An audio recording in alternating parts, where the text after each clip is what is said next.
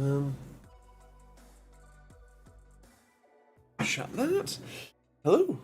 How's everybody doing? How's things? How's life? How's yours? How's your week been? Hello. Hello to the 3 concurrent viewers. How you guys doing? How's things? I can only assume one of them is still John, so hello. How you doing? How's your week been? Need to do the chores if I'm to have my 3 to 4 hours of sleep. Need to be rested if I'm to work 11 hours tomorrow. Ouch. Someone else will have to do the dad jokes. GG. But yes, hello. How is everybody doing? How's things? How's life? How's the universe? How's your week been? I've been building response time boards today.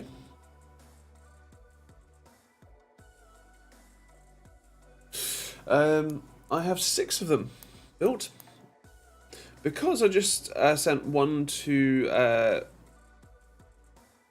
Wendell from Level 1 Tax.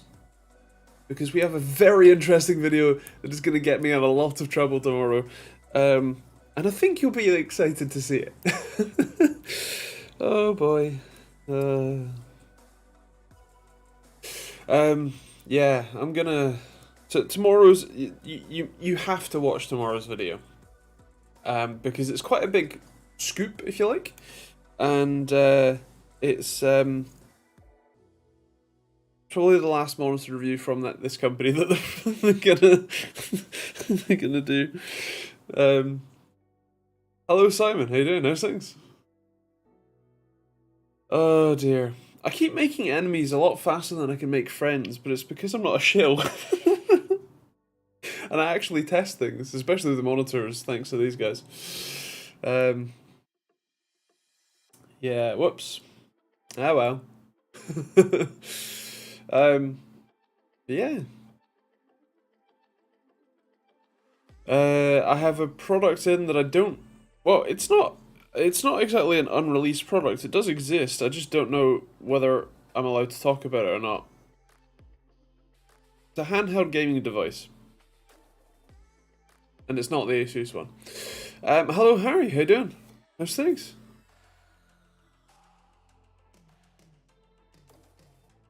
Need to do chores, but I have to ask, is it a certain 3-letter company? No! No, many letters. 8 letters? It took me a while to count that. You probably watched the gears turn as I counted those letters in my head, yeah. Hope you're well. 2 out of 10. I think I have another stomach ulcer. Very painful. I currently have the remnants of Gaviscon tablets in my mouth. At least they taste alright. Better than the plain chalk ones, wherever they are. I probably have several slides of them on my desk, actually. Oh, that's Strepsils for when I have a sore throat. I'm in a Premier Inn in Milton Keynes, back home early tomorrow. Nice, enjoy the roundabout city. Fair enough.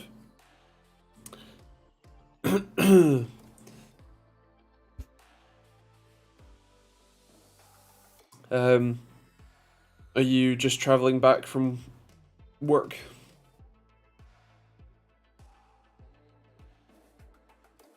What was I gonna say?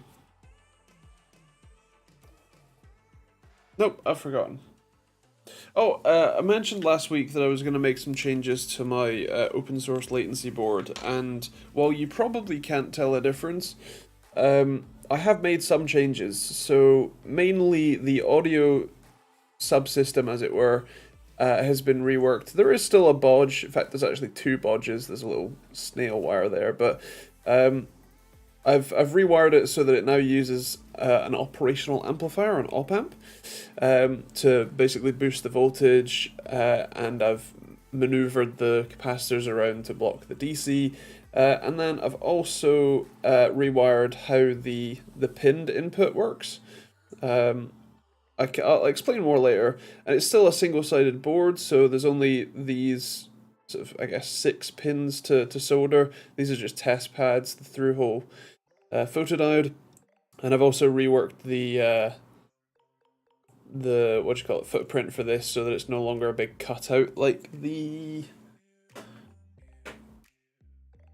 first gen board was. See? Massive cutout. And a load more components. There was only 2 here, and now there's more. And I've gone from a single op amp to a double op amp. But I've redesigned this again, so I've got another one of these coming, which will be here probably late next week. And then hopefully, by late next week, I'll have some semi-functioning software, and it might actually do something. And then probably another couple weeks on from that, I might actually have some properly 3D printed cases. This is just the case that I've printed on my own printer, which, as you can see, hasn't come out all that well. There'll be a little lens in here for the LED that's... Now you can't quite see it, but it's down there. So yeah! What tablets did I take? Gaviscon, because I have a stomach ulcer. Again. The 100th time in my life. Just anti-acid tablets.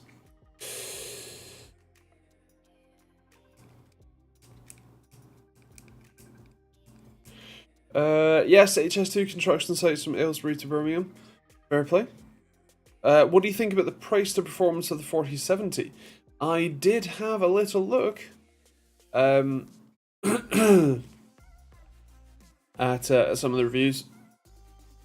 It looks like a pretty interesting card. I mean, you're getting pretty decent performance. You're getting, depending on what resolution, game and whatnot, roughly 3080 Ti levels of performance. So that's a pretty healthy step up for a reasonable-ish price. It is still very expensive. I would like to have seen a 4060 come out as well. But, you know, lower priced cards the better. As always, the 4060 type card will likely be the better value, as they always are. However, for what you can buy right now, seems pretty decent. Although I was quite surprised at everybody's results for the 6800 XT from AMD, because their driver patches really do add a lot of performance over the years. Like, Nvidia normally comes out pretty strong, and then it just kind of stays flat. Sometimes, you know, some games might get some optimizations, but generally speaking, the performance you get when it's new is the sort of performance you get a year or two later. But with an AMD card, it's almost always the case that whatever performance you get when it comes out, you get way more later. Which is not to say that you should buy an AMD card based on the promise of future performance, but it is potentially something to keep in mind when purchasing. Hello Mike, how you doing, man? How's things? Been a while. How you doing? Hello Ish and hello Zig. How you guys doing? Also hello Jonathan. I didn't actually say hello. Apologies for skipping last week's stream. Been putting my expensive Italian mountain flight training to use. Very nice. Having fun, I take it? Aussie Steve says that performance gain over 3080 is a lot lower than 2070 to 1080 or 1070 to 980. Yeah, okay, I can see that.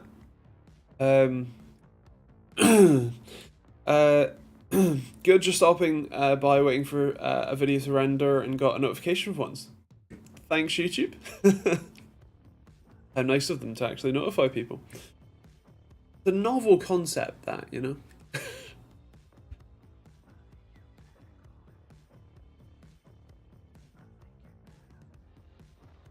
But back to the 4070. I think, like, it's not actually available to purchase yet, is it? Oh no, there is a purchase link on Scan. Okay, so it's £600 for the AIB models. That was at least 2080 type money, wasn't it? I'm pretty sure it was. Or was it 800? It is a lot to spend on a graphics card. You're definitely spending like $2 grand on your system if you're building a system with a 4070. But at the same time, that's probably not too bad for the price for the performance. The real question is, how much is 6800 XT right now? um, where is... I can never remember where to find... I'll just go to Walkers.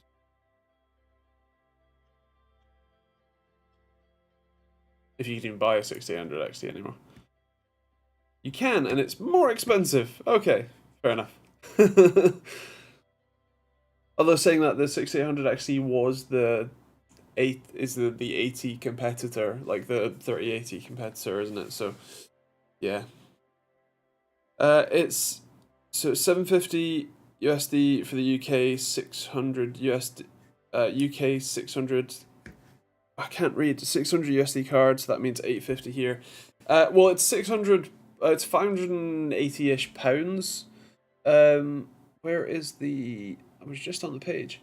So the I don't know. Well, wow, the Asus one, the Asus Tough is 730. Fuck. A Zotac Twin Edge, so like their base model, is £590. Everything else seems to either be about 590. So like the MSI Ventus 3X is 590. But everything else is about that to about 650 or so, with some of the more expensive ones like the Asus one being 740 pounds. 740 pounds. Oh god, that's expensive. So yeah, you're looking at about £600, which is about $650 probably. Yeah. From the review, seems like the real stars is 6950 XT, at least USD prices of late. I wonder how much one of those is right now. At least new anyway. Because if the 6800 XT is... yeah, if you want a brand new one, it's like 900 for 6900 XT. But, I mean, that's still a great card. Seems like 5060 Ti for me, maybe. Understandable. What's the best way to clean a MacBook Pro mid-2012? Deep clean, I mean. Generally speaking, I would say take the lower cover off. I have repaired a couple of MacBooks, actually. I think the most recent one that I've had apart is a 2015 MacBook Pro. 15-inch one. And... actually, they probably did a 15-inch at that point. Anyway, and yeah, you can basically just take the bottom cover off. You will probably need a tiny little Torx bit to do it. I don't remember if like the 2012 model just had Phillips screws or not. I mean, it's Apple, so probably not. But you might need something like an iFixit kit or any other like electronics screwdriver kit.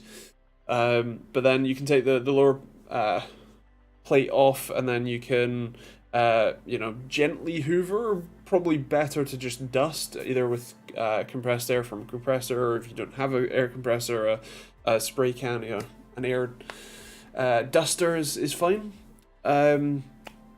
If you're gonna clean out the fans, which is probably a good idea, make sure that you hold the fans still. So that when you're dusting it out, it doesn't spin, because if it spins, that effectively acts as a generator and can fry your motherboard, depending on how it's designed. And I'm sure that Apple would take every opportunity to have anything kill their board so they can make you buy another one. So yeah, be careful. Make sure you don't blow off any components or brush off any. You can use a very soft, like plastic bristled brush. To dust over things as well. And so yeah, once you've done that, I mean, if you want to go the extra mile, you can dismount the cooler and clean off with isopropyl alcohol, and then use some new thermal paste to repaste the chips. But that is arguably a slightly more advanced thing, and if you're not comfortable already just opening up the machine anyway, making the processor and graphics chip effectively more vulnerable is potentially not the best idea. So do what you're comfortable with. Take the bottom cover off, give it a dust out, give it a brush out, whatever. And then if you're comfortable, replace the throwing paste as well. And then put it all back together.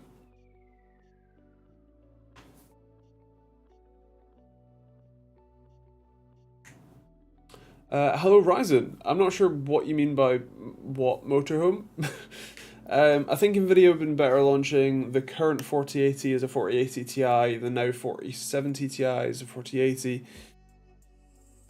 Quite probably. But, I mean, NVIDIA's doing NVIDIA, so I think they probably wanted to launch what's currently being called the 4070 as the 4070 Ti.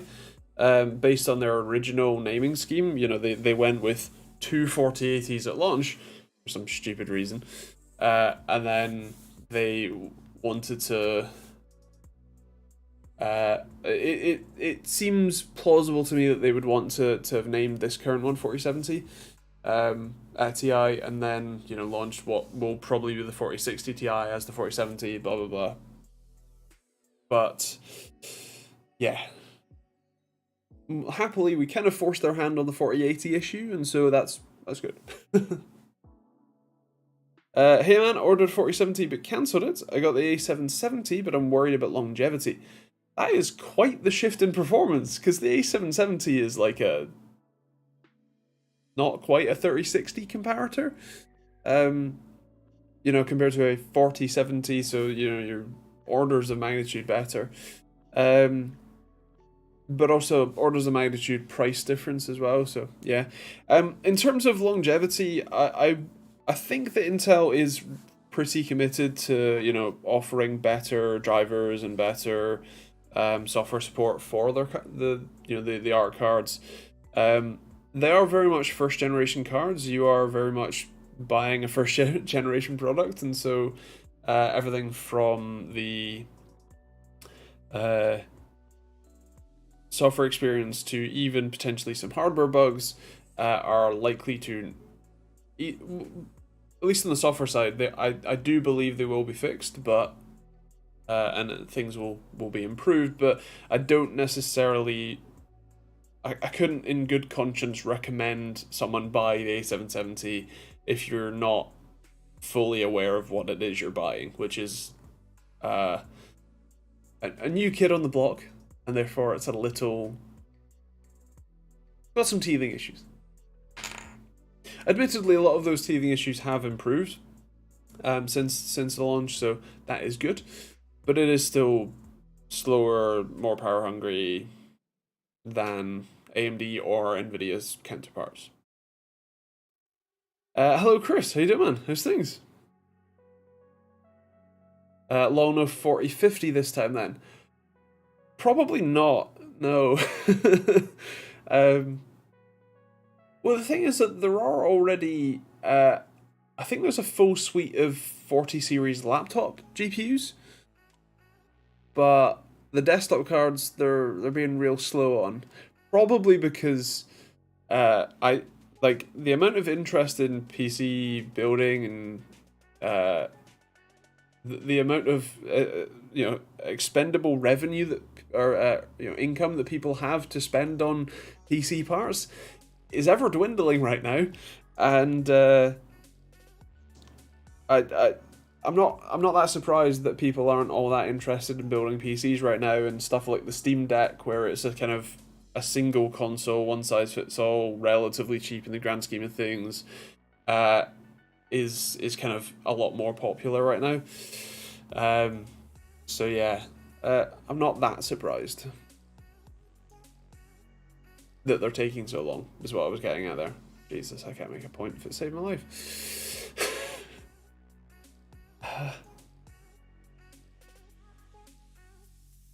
I'm not well in a lot of different ways. Laptop GPUs, that's the ones pretending to be full fat but aren't. Yes, they're just... At least with the 30 series, they were supposedly called laptop, so they were like the 3060 laptop GPU, which I still say is deliberately misleading. Mobile makes more sense, but laptop, you know, you can say, oh, it's a 3060 laptop, and grammatically in a sentence that still makes sense, but what that sentence implies is that it has an RTX 3060 and it is a laptop, not that it is the laptop variant of the 3060 GPU. So those sorts of things annoy me, yeah, I'm not that surprised that the current generation probably isn't any different. Like, if I go to NVIDIA 4070 laptop,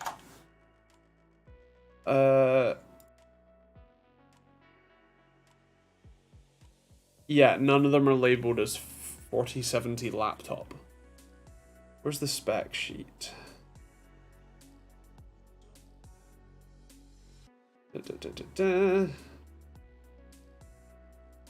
Yeah, no, it's NVIDIA GeForce RTX 4070 graphics, 8GB of GDDR6 dedicated, 105 watt.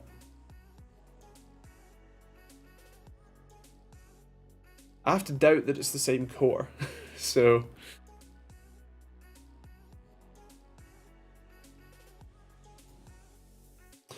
I will admit the video playback for 8K and 4K is instant when changing quality on the ARC GPUs. Didn't get that on the NVIDIA cards. Interesting. That's an interesting bonus. Is that because...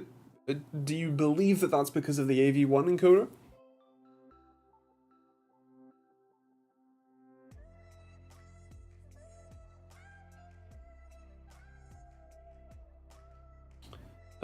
Where's the...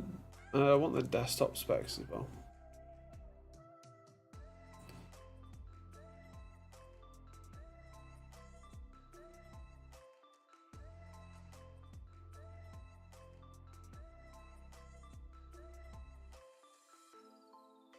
Hoping for a bit more information. I think the encoder's a lot faster. Not sure why or how I even tried non-AV1 videos, jump timelines, but it was utter smooth. Nice. And yes, just to confirm, the desktop RTX 4070 has 5,888 CUDA cores, 192-bit memory bus, 12GB of GDDR6X VRAM. The mobile chip has 4,608, or over 1,000 cores less, and it's called the same thing.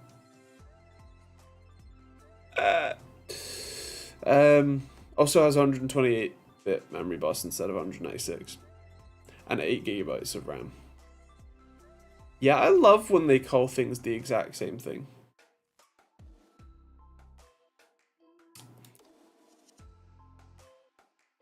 Yeah. That one. Hello, Wab. How you doing, man? How's things? How's life? Mac.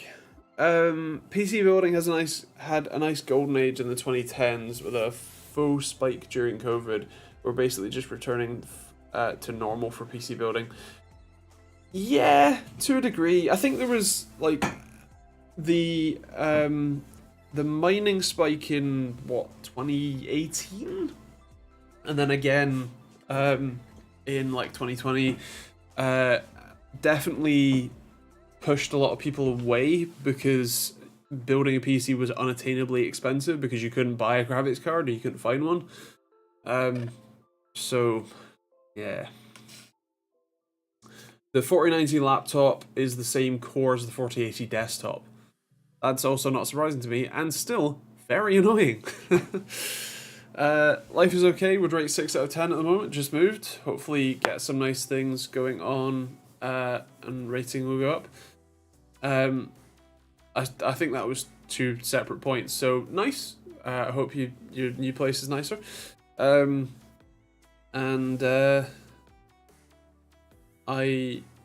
hope so too. I got the word. Nice one, Chris.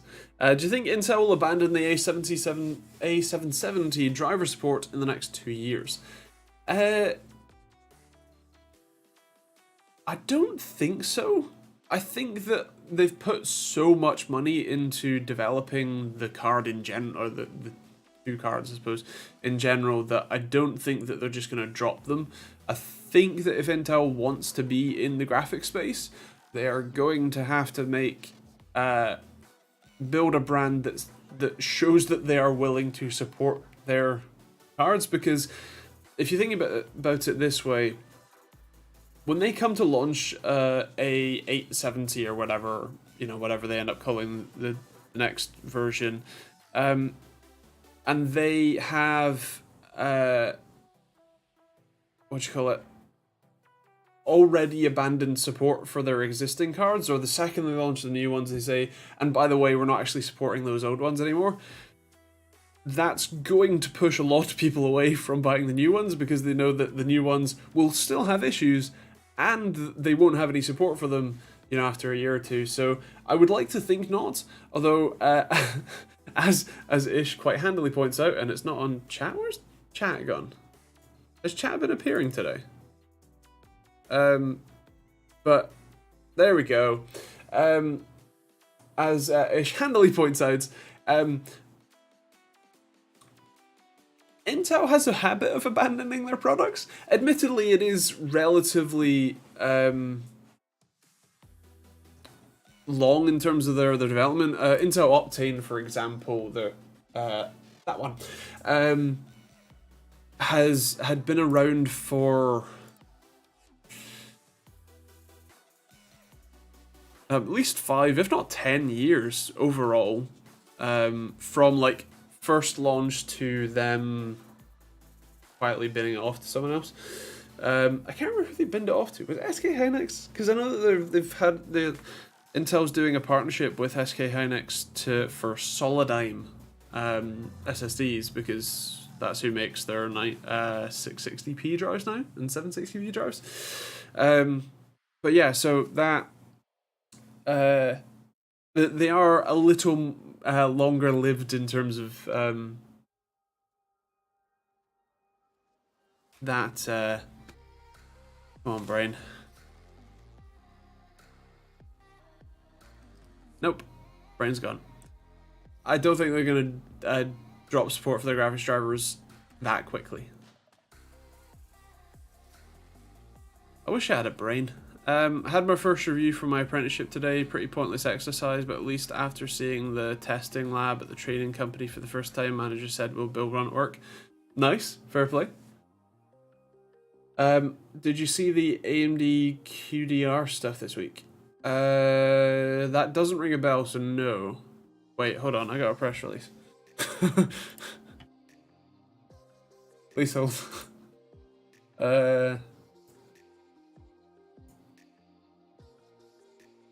I got a press release for the Radeon Pro graphics. Is that what you mean? And I saw that I got a press release from Intel too. Intel Foundry and ARM announced multi-generational collaboration on leading-edge SoC design.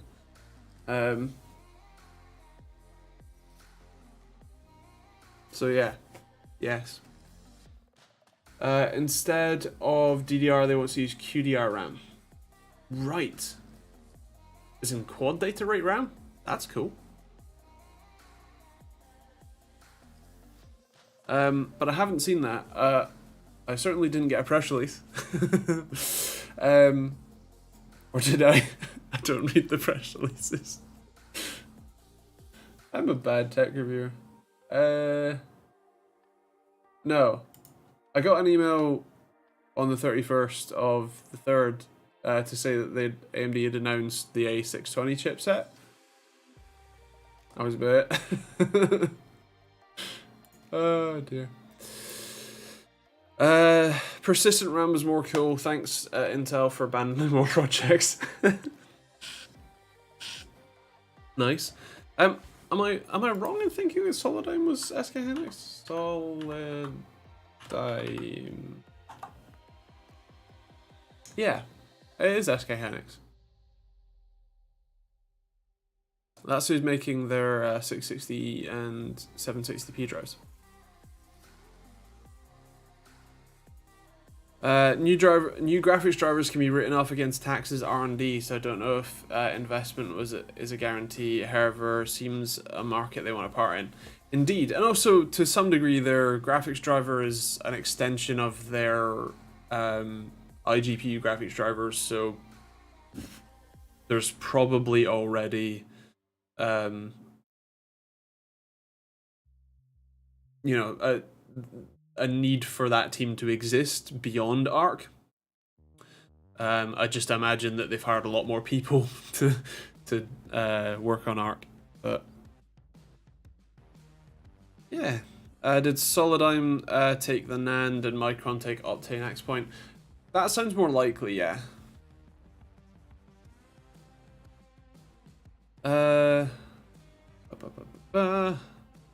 Apprenticeship is level 3 qualification, working at college. I can do a foundation degree for free. Nice. That's cool. Bro, the 3070 mobile has more CUDA cores than the 4070. Oh no. I mean, it doesn't really matter how many CUDA cores a laptop GPU has because you cannot keep the things cool. And even if you can, you then can't put enough power in them to make them useful anyway. So you may as well just get the 3060 or the 4060 one, because in most of my testing, most laptops that I've tested, except for the really, really thick ones, offer about the same performance from a like 60 class card as they do from the 80 class card. Why spend the money? Long term, will an RTX 3090 age better than a 4070 Ti due to double the memory? I have a sneaking suspicion that it will. Yeah. You can see the trend, especially in newer games and the what you call it. Things like ray tracing end up meaning you need a lot of VRAM. And so, yes, I would argue that for similarly performant cores, so a 3090 I think is a slightly actually no, it's the 4070 Ti, so it's probably about the same, maybe slightly faster, slightly slower, I don't know, whatever. Roughly similarly powered cores, but with the 3090 having double the VRAM, I can expect that that's going to have a longer useful life, I think.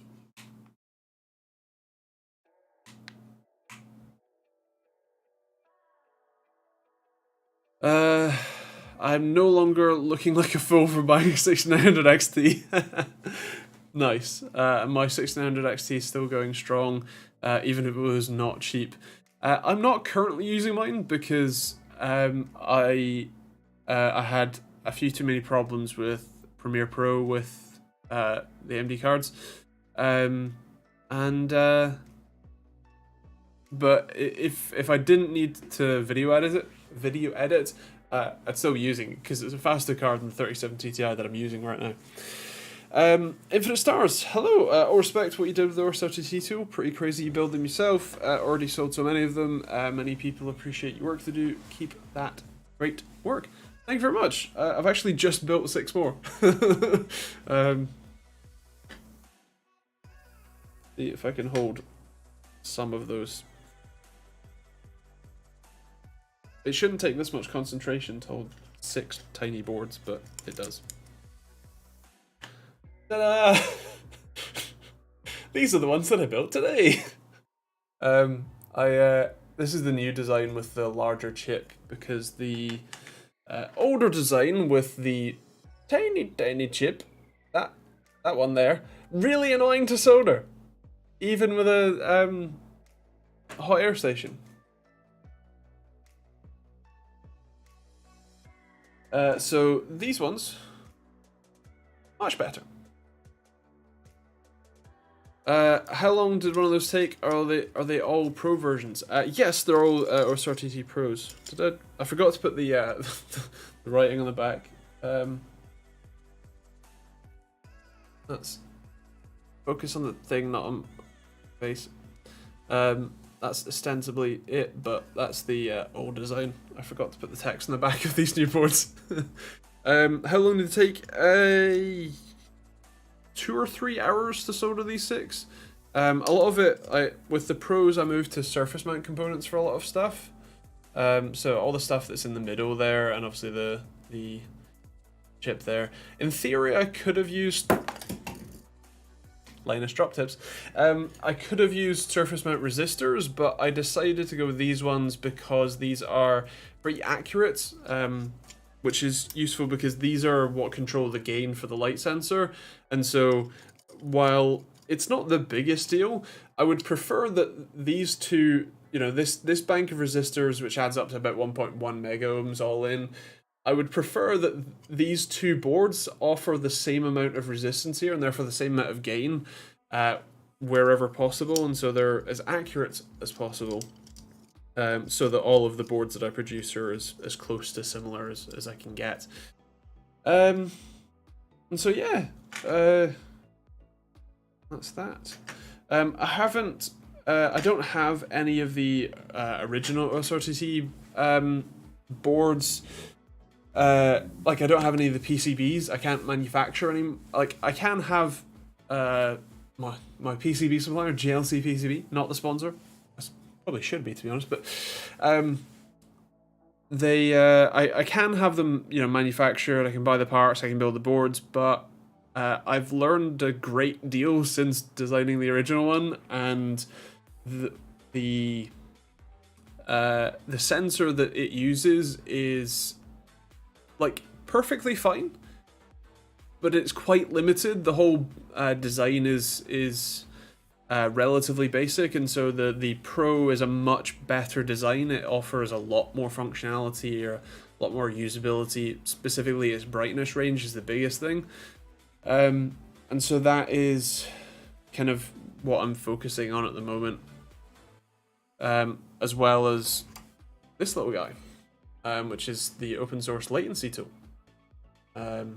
This is just the first test print, basically, and then this is the still slightly bodged board, but this is a lot closer to NVIDIA's LDAT, so it has an audio input, so that you can have you can either do audio triggering, so like when you click your mouse, you hear the click, that would register on this, and that's what would start the latency testing. You also have a pin input, so if you want to physically wire stuff to the mouse, you can. And the other nice thing is that with the audio jack, you can actually do it inverted, so you can press the button on here, and that triggers a sound to be generated in the desktop app. That desktop app then outputs the sound, and you connect a microphone to here, and you can then measure how long your audio latency is, as well as the light latency from the light sensor, which is a reverse mount one, which is really cool. And so yeah, lots of cool things. I'm hoping to have this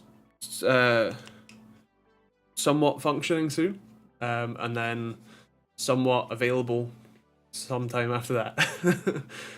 No specified dates as of yet, because as with everything, this is it's something that I'm doing, kind of on and off, mostly in spare time and in evenings and things, and so I'm generally not the most reliable person anyway, and so for timings and things. And so giving a date, this will be available in 2 months' time, I'm just going to let you down. So, yeah. But it will be available hopefully somewhat soon. I'm getting pretty close on the hardware design. I've done a lot of work on the software already. So, yeah.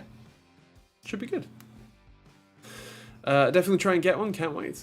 Awesome. These will be a touch cheaper than the OSRTT Pros, especially because it's a sort of first revision. And as I generally do, though, if you sign up to the mailing list at osrtt.com, drop your email in the little box on the bottom, I do a bit of a sort of early bird discount, if you like, partially as a thank you for supporting my my work, and partially because you're inevitably going to be dealing with a couple of little bugs, as the devices first come out. So it's also a bit of a thanks for helping test and fix those things.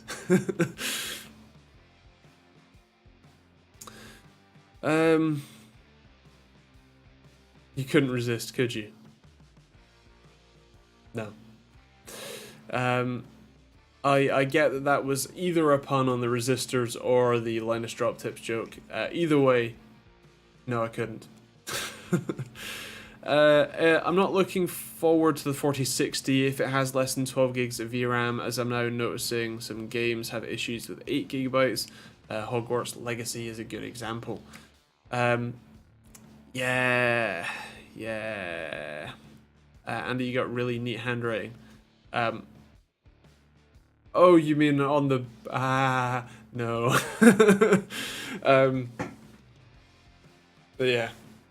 I have a lot of experience testing games. I know how to deal with bugs. Good.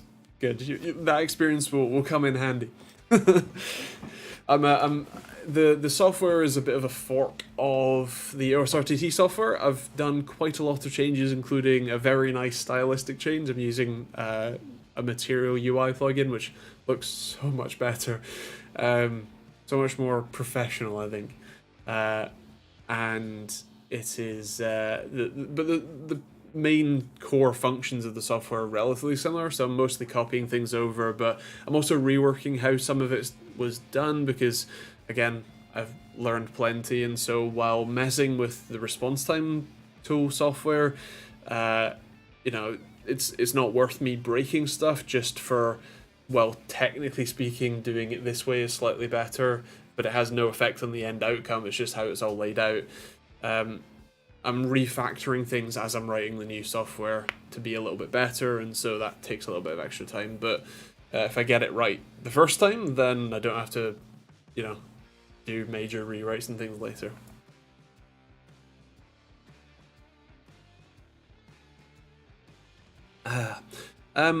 Mike, hello. I have an i9 12900K. Is it worth getting the 13900K or waiting for 14th gen? So it depends what you're doing. If you are just gaming, generally speaking, unless you're gaming at like 1080p, there really isn't much performance difference to be had in the CPUs, versus the 3900K. The only thing to consider is that 14th gen is likely, I'm not 100% sure, but it's likely to need a new motherboard and socket. That's generally how Intel does things. They might not, they might keep it the same, but there is an chance that 14th gen won't, for example, won't support DDR4 anymore, and so they might say, well, you need a new socket, it's LJ1701, because they've done that several times before now. And so it won't be a direct drop-in replacement, but at the same time, especially if you are just gaming, in a couple of years' time, the 13900K will be a lot cheaper, and so you can pick one up, drop it in, swap your chips out, get a touch more performance, and I guess 8 extra efficiency cores. And yeah, it's not bad. But personally, I wouldn't bother upgrading your CPU if you're just gaming. If you're doing productivity work, there might be the argument there for that, but it's also a lot of money for a relatively small amount of performance improvements, so I wouldn't be too concerned personally. By the way, I've been watching Motorway Cops. How expensive is insurance and tax in the UK? It depends what car. It depends how old you are. Insurance is an absolute scam, as always. But so for example, my first year of driving as a 17-year-old with a 1.2 Renault Clio was 1080 exactly, £1,080. The tax was like 80 quid a year or something. In terms of my current car costs £310 or £310 a year to tax, and insurance is about £700 currently as a 20. Well, I was 25 when I took the policy out, so 25-year-old with 7 or 8 years of no claims bonus.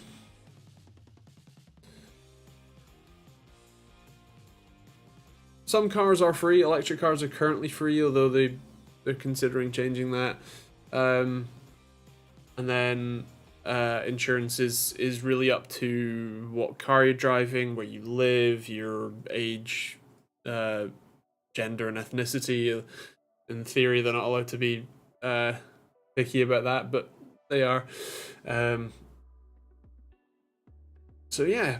For a 1.1 Saxo, I paid $3,200 and I had to have a black box fitted 13 years ago. Holy shit, that's a lot. I mean, the Saxo was the ultimate, like, chav car. So maybe that was why. Because a lot of the insurance comes from how likely, based on your, age, gender, ethnicity, etc., and what vehicle you're driving, how often your group of people crash that car. And 1.1 Saxo and young driver was quite a high. Scales are probably tipped quite a lot, whereas Chris driving a Volvo 1.6 diesel Volvo V50. Generally speaking, 19-year-olds don't drive those, so the insurance is a bit cheaper.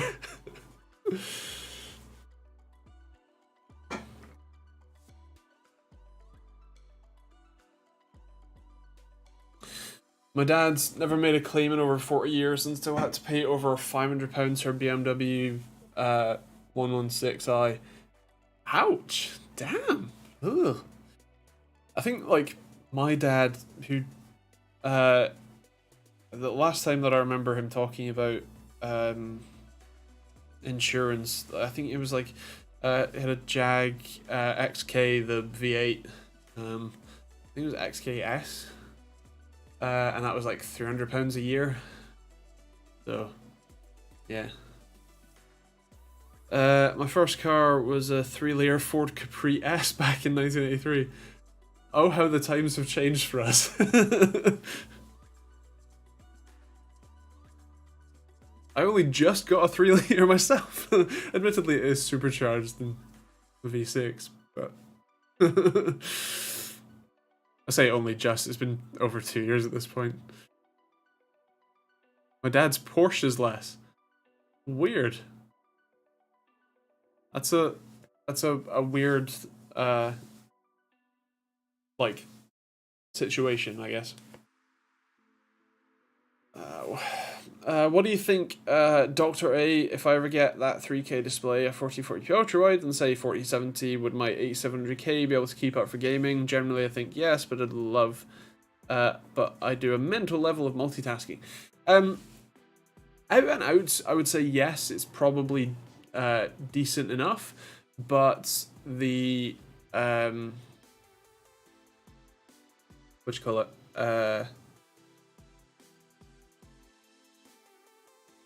Brain's gone blank again.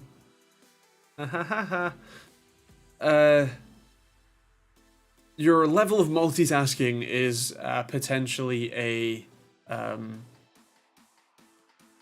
limiting factor in its ability to be effective, let's say.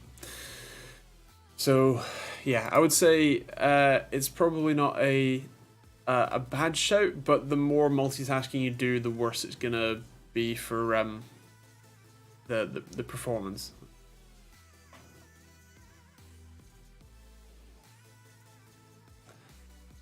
My daily drivers is $800 to $1,200, and that could be for a Kia Stinger. My GTR is $1,600 per year, unlimited kilometers for an agreed value of 630k. Interesting. At least in normal insurance land, agreed value is not something that you generally come across in the UK. It's you do give them a valuation of the car when you sign up for the insurance policy, but that's not an agreed value. It's you think is worth this. That's nice. We're gonna pay you half that, and then when you call up and say no, they go, okay, we'll pay you 75% of that, and then you go no, and they go, that's our final offer, and you go, why am I paying you again? And then take the money. I had to notify my insurance this year, but not claim. I'm presuming they're gonna sting me on renewal regardless. Hoping not though. I don't know if you do, but definitely shop around when you get your renewal quote. Depending on which place you're renewing with, they can be absolute bastards for renewals. I know when I was with Privilege and Hastings, they would quote me a ridiculous renewal price, and then I'd go online and I'd get a quote from their website for all the same details, and it would be like half the price, and then I'd call up and say, hi, I have a quote reference for your own website that's half the price, do that, and they go, oh yeah, sure, and then they put the quote code in, and then magically my new insurance renewal price is, you know, what I was expecting it to be, which is a bit less than last year. Yeah. So definitely shop around if you haven't already. Mac, your comment has not shown up on my YouTube chat, but it has shown up on the stream, which is interesting. I agree with you though. This is an accurate statement. To be fair, I've gotten good renewals from Privileged Hastings, and often do go for them. I can see his comment.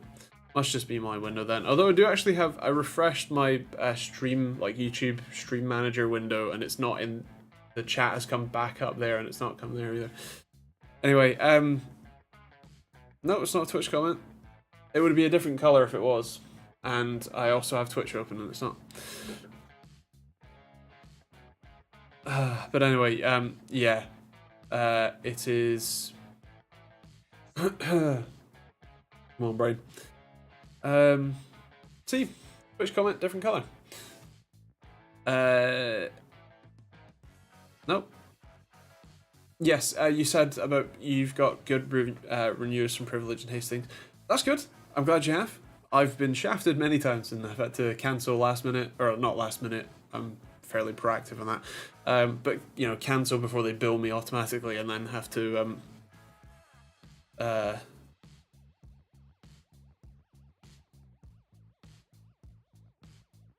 go get a quote myself. There you go. I wish I had a functioning brain. Big Insurance is onto me. They're trying to silence me. I saw that comment. I'm with Greenlight now for modified 889. That's not too bad considering your age and the vehicle you're driving. It's not bad.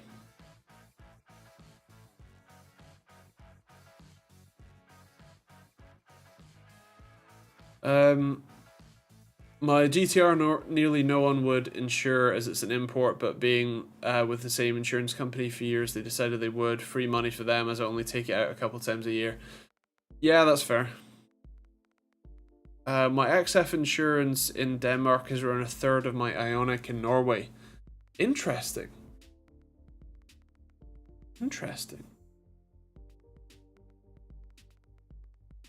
I imagine if you live close enough to the borders, you can, and you know, you can play games with where your car is registered and insured. Probably not, but I'm sure some people do. In the same way that, like, in the States, if you register in, which one is it? Michigan? Massachusetts? Anyway, one of them, it's a tax-free state, and so you don't need to pay any, like, tax on to register your vehicles. But, yeah. I had a better renewal from Tesco than anywhere else, but Black Box. Ah, yeah. Black Box has always been a a big no for me. I'm never doing that. No, no, no, no.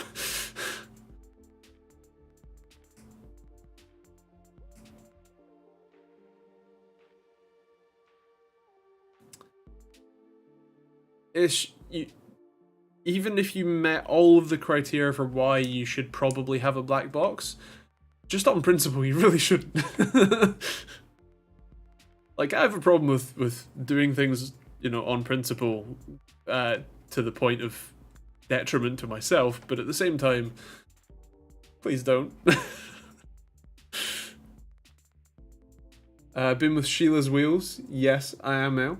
For 4 years, and they were always the lowest in renewal. Even when I looked around, they'd already beaten it.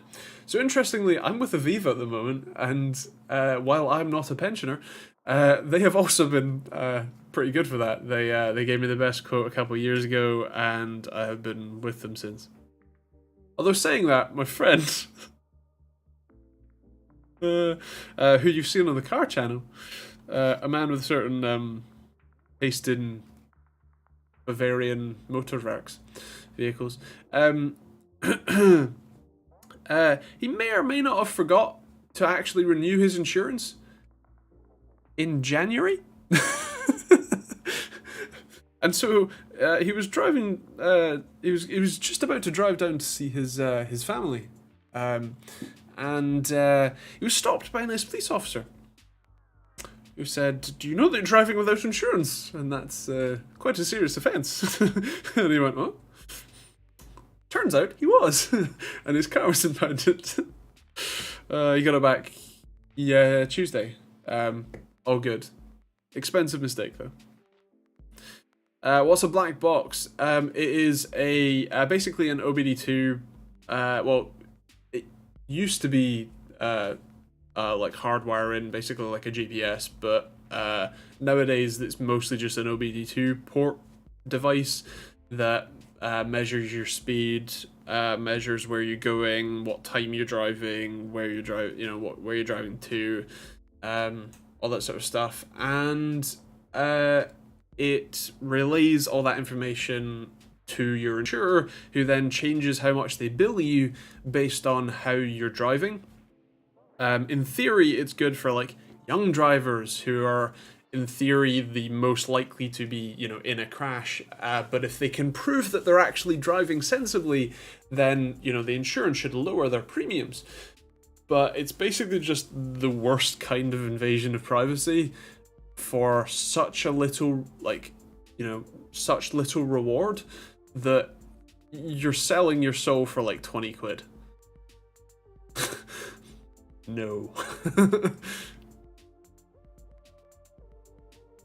If you think black box is bad, just wait till they mandate kill switches for cars.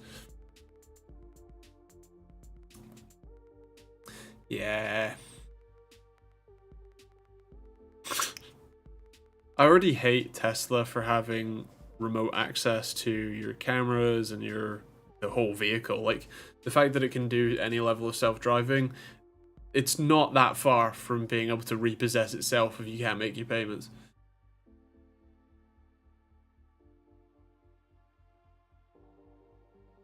Doesn't automatically renew if you do nothing. Not all insurers do that, so no. He thought it did, but it didn't. Yeah. My black box phoned my dad because he was the emergency contact because I hit a pothole a bit too hard. Amazing. Top quality. Oh, Simon's comments disappeared this time. I can't see that. I can see it in the chat, obviously, but not in YouTube. But yeah, yes, no chance. I wouldn't touch that in a barge pool. At least they sell Teslas instead of open-ended license for now. What do you mean? Getting penalties for time of day was such BS. Just because I'm 18 doesn't mean I don't have a job. I got bonus miles for driving on the motorway. I lived in Dorset. There are no motorways. Amazing.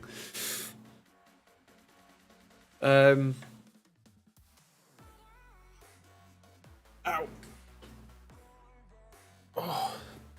like I said, I'm broken in many ways. The authorities can already track your speed and GPS on your phones. To some degree, yes. But it's a... one, I leave location off all the time unless I'm doing something. And two, that... besides the hypothetical, GCHQ has access to everything anyway, problems. The what do you call it? That generally has to be something that you're specifically, they're specifically looking at you for already, rather than posthumously. Potholes, geez, come to my neck of the woods. No pothole today, then tomorrow 5 new ones in 100 meters. Nice. If you cover this already, my apologies, but do VPNs really provide privacy anymore? Hello from Ontario. Hello. So generally speaking, VPNs don't really provide you privacy. They move the endpoint, which can be a good thing because, for example, your ISP, your internet service provider, logs things like your DNS queries to know what sites you're going to, and then they sell that data to say, hey, this person is looking at this thing, and then you get ads for whatever you're looking for. Whereas using a VPN, or even just using something like Cloudflare's DNS service, but using a VPN moves that endpoint, so all of your queries go straight through your ISP. Your ISP just sees that it's going to the VPN provider, and then the VPN provider is the one that is that endpoint where the traffic then sort of exits. The concern essentially is that the all you're doing is moving who controls that data. VPN providers who've been challenged in especially US court and have proven that they don't have any logs of that data, like private internet access, those are the ones that I sort of put slightly higher on my trust list.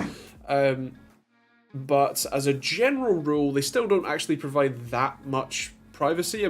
For like on an unsecure coffee shop Wi-Fi, yes, that's a good thing. Definitely have one on. Even if it's just a VPN that you set up in your own home from your own, home network with a Raspberry Pi and WireGuard. Any sort of fully encapsulated network traffic where, Starbucks can't track what websites you're querying over their Wi-Fi, the better, but it's not a major security thing, as it were, or a privacy thing.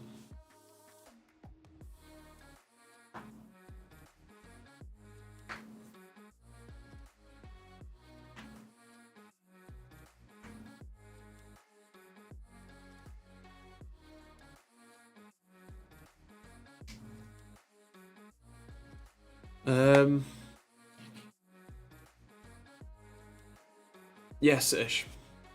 That one. Yeah.